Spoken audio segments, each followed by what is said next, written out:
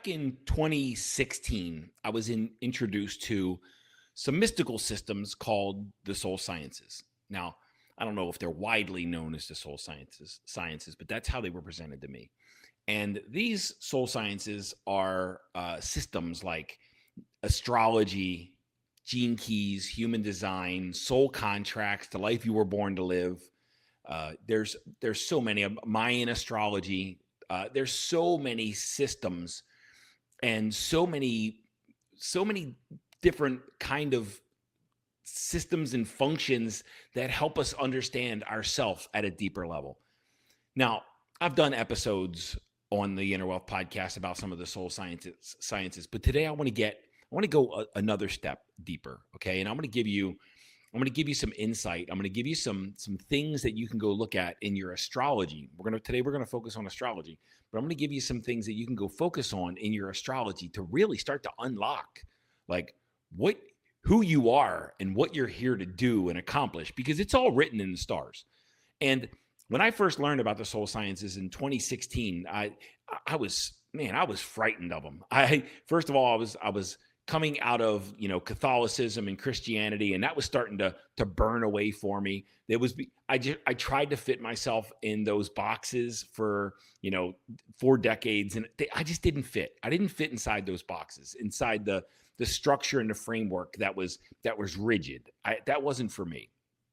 But when I found the soul sciences, I found something very, very liberating, because it almost felt like it connected me to home. This feeling that I had when I first started dabbling and I first started studying and researching and investigating, I just got this, all I can explain is an overall feeling of being home and being seen and being understood. And it allowed me to step into another level of authenticity and personal power and personal authority that I hadn't assumed was possible. That I thought I felt broken and I wasn't like everybody else. And I thought that was me being defective.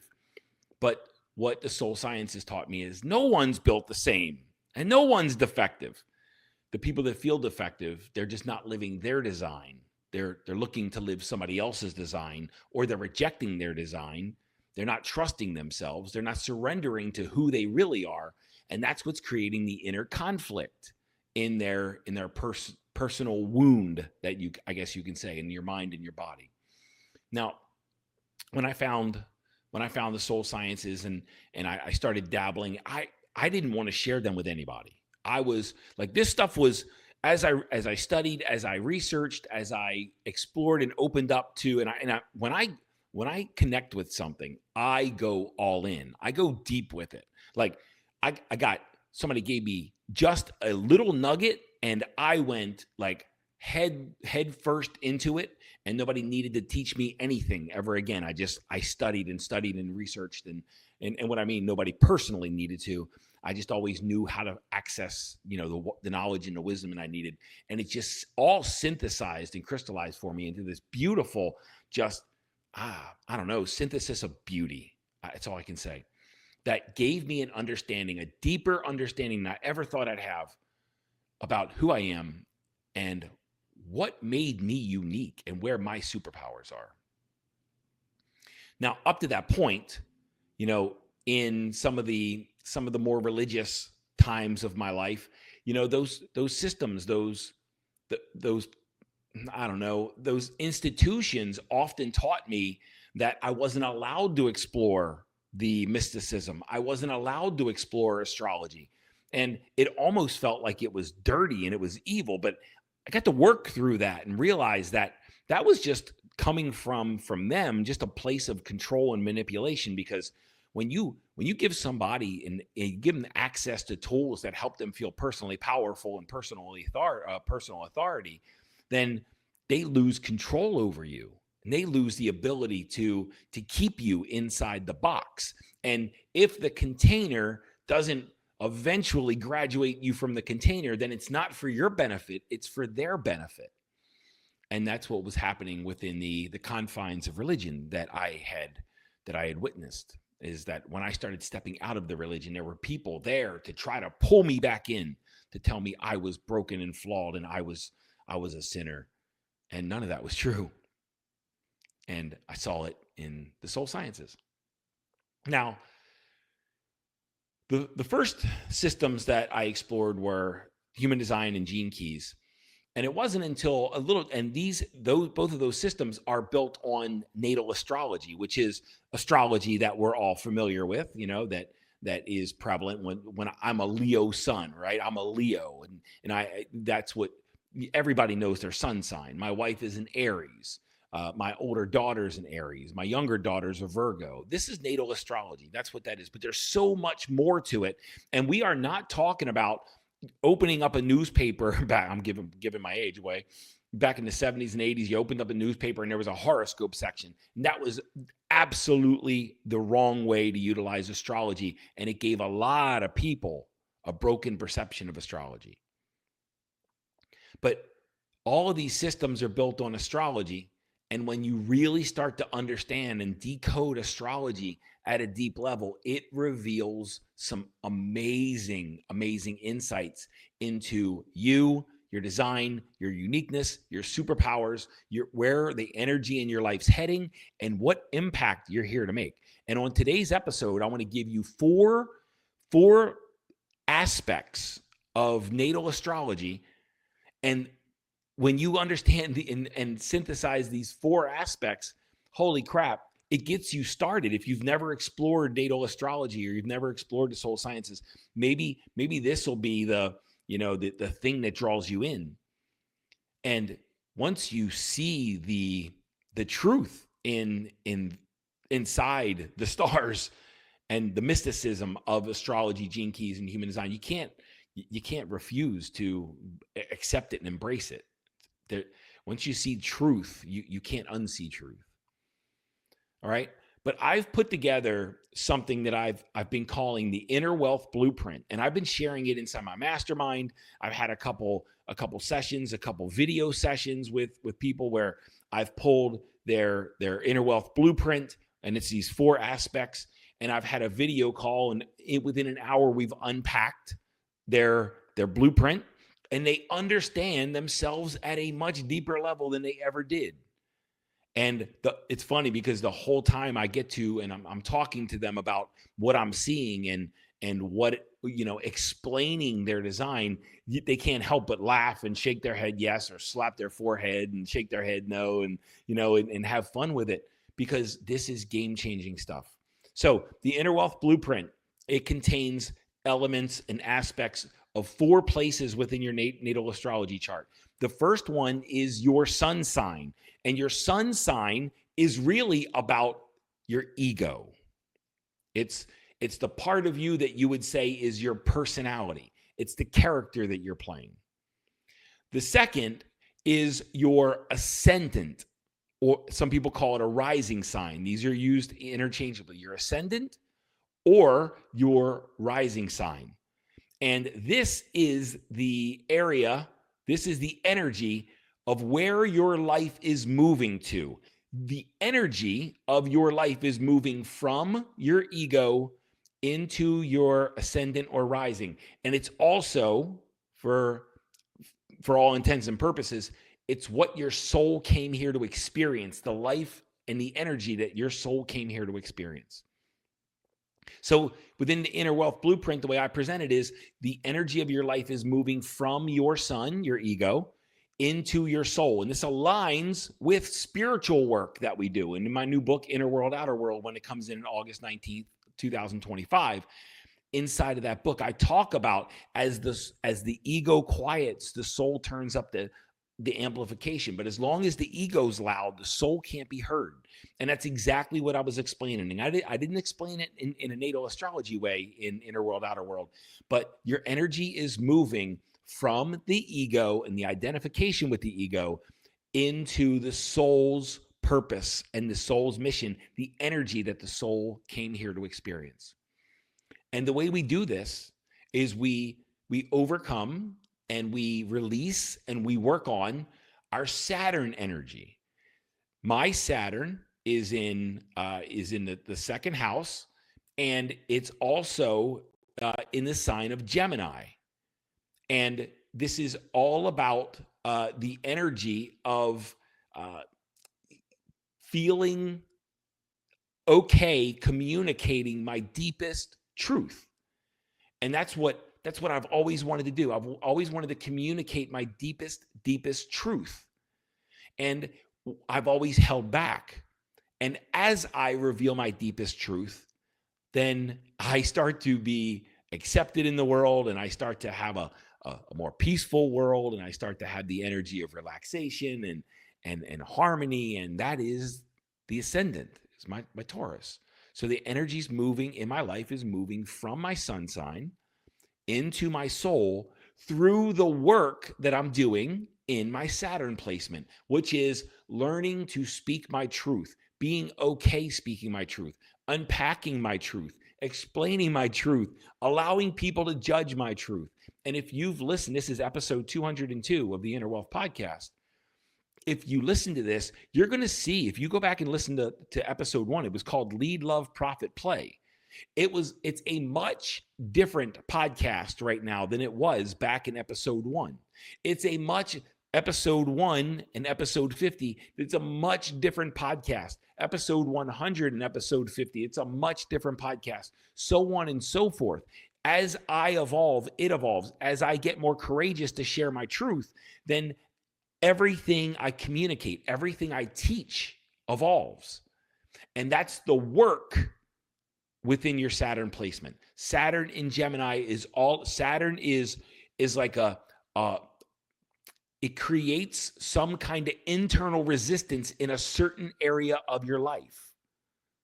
And in Gemini, it just squeezes on my ability to speak my truth. But as I do, I step more and more into my Taurus energy, which is my rising sign, which is the energy that my life came here to experience. And you're watching through this podcast, you're listening to my progress. When I started this podcast years ago, I wanted to talk more about the soul sciences, but I was like, there was still some darkness and there was still some taboo within me about the soul sciences, the mysticism of spirituality. Podcast started, it was a lot more about wealth and success. And over time, it became about the spiritual journey, the clearing out of the expired energy that's inside of us and allowing new energy to take shape and take root within us in an authentic, in a powerful, in a profound way, so that we can step onto our path and in our purpose and to live as the soul, through the soul, while the ego quiets. And guys, when we shift, and this isn't about letting go of any identification with your ego and with our sun sign. It's about loosening it so that identity doesn't consume you and you don't live there, because that's not who you are.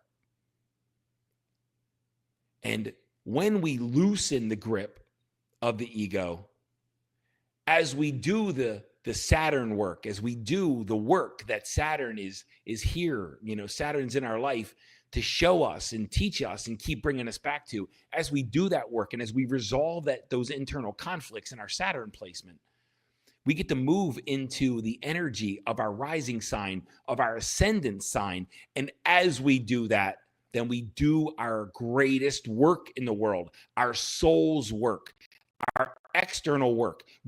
We serve in a way that's profoundly authentic and impactful for us. And that can be found in the placement of the midheaven. And there's a midheaven placement, and the ascendant and the midheaven are angles.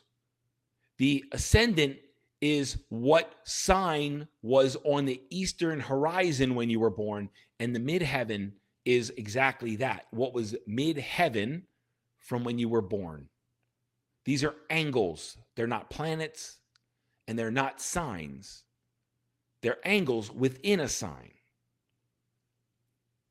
And by looking at that midheaven, you can start to understand the vocation of your life. You can understand the service of your life. You can understand your external mission in the world, kind of the work that you were incarnated to do, the purpose, the external purpose that you were here to do for the benefit of the collective.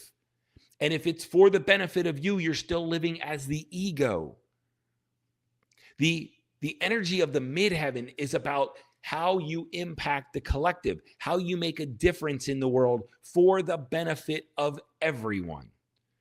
And my midheaven is in Aquarius.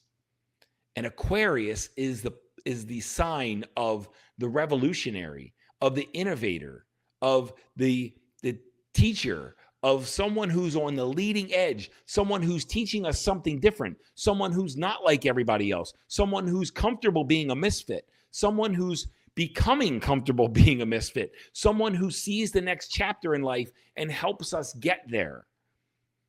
And an Aquarius energy is all about allowing the current state to dissolve and to rupture and helping the collective advance to the next thing that's going to be useful and beneficial for the collective, for society.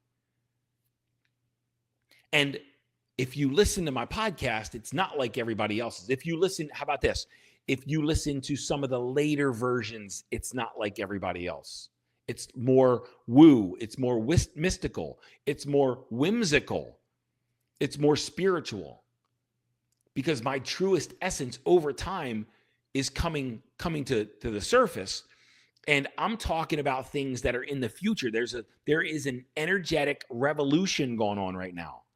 Pluto entered Aquarius back in November, and it's going to be there for until 2043. And Pluto in Aquarius means that destruction of all the systems that are expired, political, economic, religious. The last time Pluto was in Aquarius, it was the same time that there was the French Revolution and the American Revolution. And we are in this energy today. Look at the news. Actually, don't look at the news, but look at the news and see what's happening in the current, world. This is an energetic revolution. This isn't a political, religious, or economic revolution. This is an energetic revolution. This is everything across the world is breaking apart. Economic systems, government systems, the spiritual, religious fracturing. It's all happening at the same time, and it's just going to continue to intensify. And the revolution, what's happening within the revolution is it's the people that are sovereign, the people that can rely on themselves, the people that can depend on themselves and their tribe, the people that are part of something more powerful, that don't depend on the government, that don't depend on the economy, that don't depend on religion, the people that can count on themselves and the people in their inner circle. Those are the ones that are going to thrive in the next phase of this economy and of this society that's building, that's being reinvented as Pluto enters Aquarius, and it sits there for the next 18 years. Everything's being torn apart. Everything's being just ripped apart so we can rebuild it better. And the people that are going to thrive are the people that know who they are, people that know where their life is going, and people that know how they're here to fit into the collective. And your inner wealth blueprint does exactly that. It bakes this thing down into something very simple so that you can get started on the work of knowing yourself inside as much as you try to get to know the world on the outside.